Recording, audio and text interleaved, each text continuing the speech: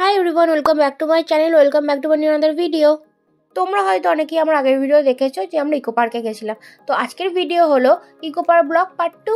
7 wonders ঘুরে তারপর আমরা কোথায় কোথায় যাই এবং কোথায় লাঞ্চ করি ও আর কি করি, তো সেটা দেখতে হলে ভিডিওটা শেষ অবধি থাকো এবং পুরো ভিডিওটা স্কিপ না করে দেখতে থাকো।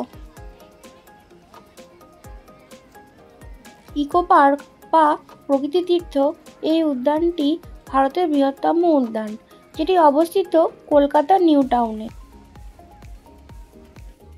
উদ্যানটির আয়তন প্রায় 480 একর। উদ্যানটি এতটাই বড় যেটা ঘুরে দেখার জন্য এখানে টয় ট্রেনেরও ব্যবস্থা আছে।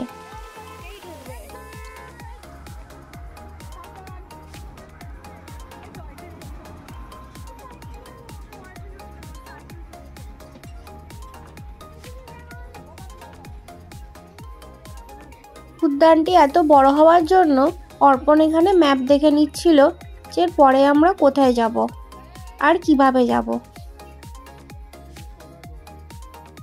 তারপর আমরা ঠিক করলাম এরপর আমরা যাব রেন ফরেস্টে।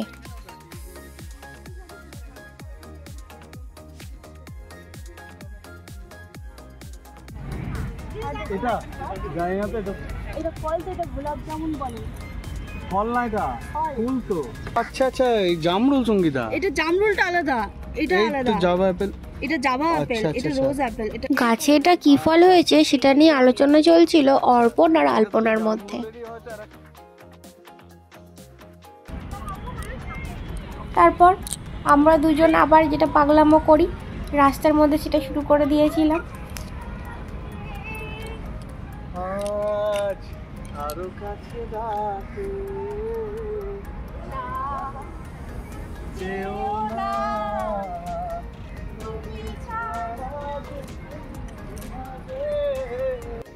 ও মা, সামনের দিকে একটা হাতি দাঁড়িয়ে আমাদের নাচ দেখছে।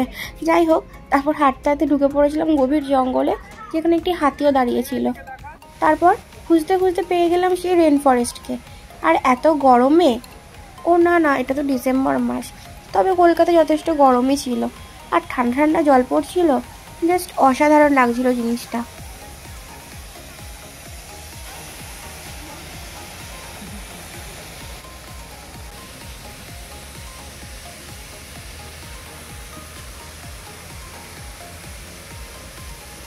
হাই করে দাও পরিতোষ, হাই করে দাও। আর হাই করে দাও পরিতোষ, না পরিতোষ দা। যাই হোক, তখন পরিতোষ দা যখন মনোযোগ সহকারে ভিডিও তুলতে ব্যস্ত। হাই করে দাও।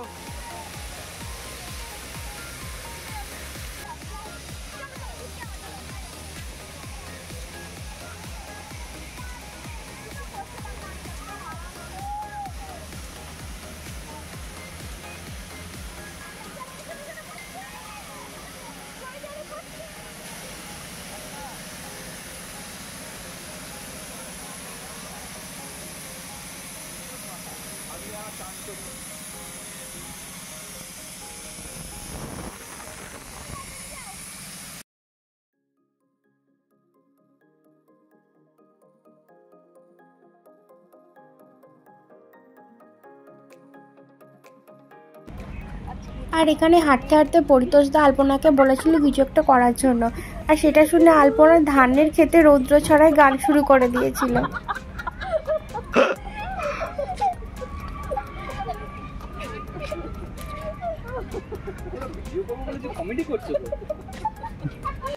তখন প্রায় দুপুর হয়ে গেছিল আর আমাদেরও খুব জোরে খিদে পেয়ে গেছিল, তাই আমরা একটা রেস্টুরেন্ট দেখে সেখানে খেতে গেছিলাম। আর এটা ছিল সেই রেস্টুরেন্টের মেনু কার্ড। আর আমাদের খাওয়ার পর এক্সপিরিয়েন্স কেমন ছিল সেটা জানাচ্ছি একটু পরে। এখানে পাওয়া যাচ্ছিল চাউমিন, বিরিয়ানি, রাইস, চিলি চিকেনের কম্বো, বার্গার, সব কিছুই।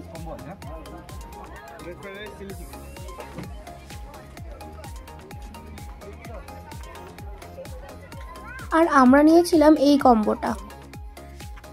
তারপর যথারীতি পরিতোষ দা আর অর্পণ খাবারগুলো নিয়ে এলো। এবার আসি খাবার কথায়।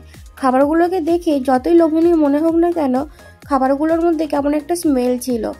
আর 230 টাকা অনুযায়ী এর কোয়ালিটি এবং কোয়ান্টিটি দুটোই ছিল খুবই বাজে। এই যে মাখিয়ে মুখে নিলাম, প্রথমেই আমার এক্সপ্রেশন দেখেই বুঝতে পারবে আমার অতটাও ভালো লাগেনি।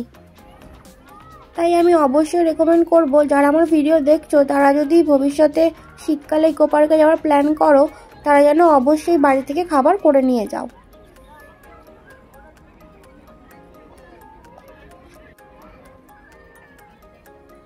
আর তোমরা যে জলাভূমিটা দেখছো, এটা হলো ইকো পার্কের বিশেষ আকর্ষণ, যার আয়তন প্রায় একটি দ্বীপ সহ 104 একর।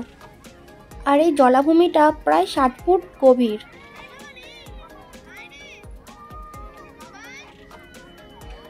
আর এই জলাভূমির মধ্যে ছিল প্রায় 1 হাত সমান বড় বড় মাছ। আমি এই মাছগুলোর নাম জানতাম না, যেগুলোর নাম পরিতোষদা বলল এগুলো নাকি লায়লন টিকা মাছ। তারপর মাছগুলোকে অর্পণ বিস্কুট খাওয়াচ্ছিল।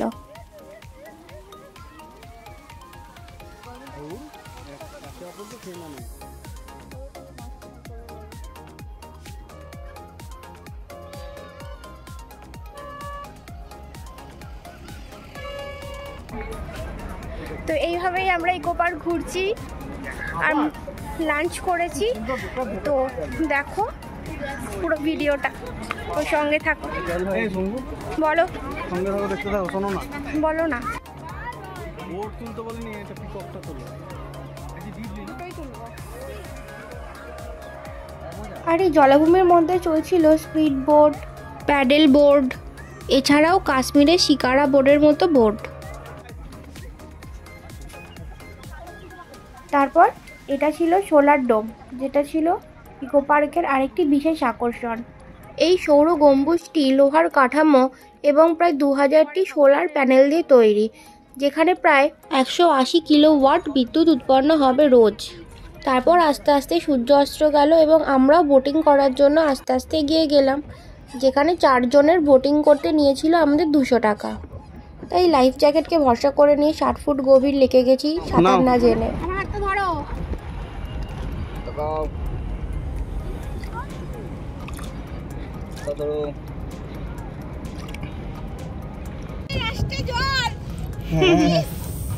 আর ওই মাছালা পুকুরের আষ্টে জল ছুঁড়ে আমার মুখে দিয়েছে অর্পণ, তাতেই আমার এরকম রিয়াকশন। যাই হোক, আমাদের সবথেকে বেশি মজা হয়েছে এটাতে চেপেই। তাকিয়ে কি করছো তুমি? এটা খুলে ফেলো না।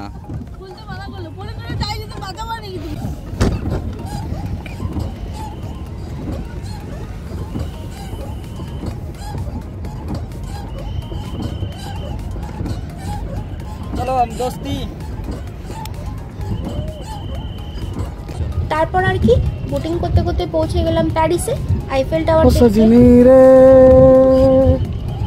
कैसे कटे दिन रात ऐसे तुझसे बात तेरी याद सतावे रे।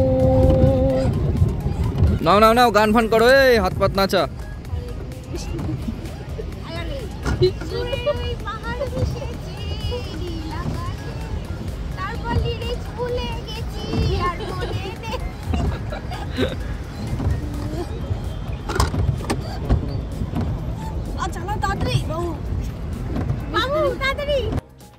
আমাদের দুজনের মুখ দেখেই বুঝতে পারছো আমরা কতটা চিন্তিত। বোটে তো উঠে পড়লাম, এবার নামবো কি করে সেই চিন্তায় আমাদের মুখ কাচুমাচু হয়ে গেছিল।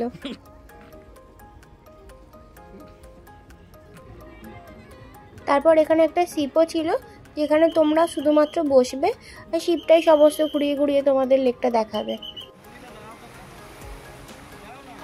এইভাবেই সূর্য অস্ত গেল এবং আমরা ইকো পার্কে সুন্দর সুন্দর কিছু স্মৃতি নিয়ে বাড়ি চলে এলাম। আর এই দিনটার কথা আমাদের 4 জনেরই খুব মনে থাকবে। আর আমার আর অর্পণের দুজনেরই একই ধারণা, দুজনে যাওয়ার থেকে বন্ধু বান্ধবের সঙ্গে 4 জন মিলে গেলে বেশি আনন্দ, বেশি মজা হয়। আর তোমাদের কি ধারণা? তোমরাও যদি আমার সঙ্গে সহমত হও তাহলে তোমরা সেটা আমায় কমেন্টে জানাতে পারো। এই যে আমি আর আলপনা গেট নাম্বার 2 দিয়ে টাটা করে তোমাদের সবাইকে বেরিয়ে এলাম। আর হ্যাঁ, অবশ্যই আমার বরটাকেও সঙ্গে করে নিয়ে। তো চলো, টাটা।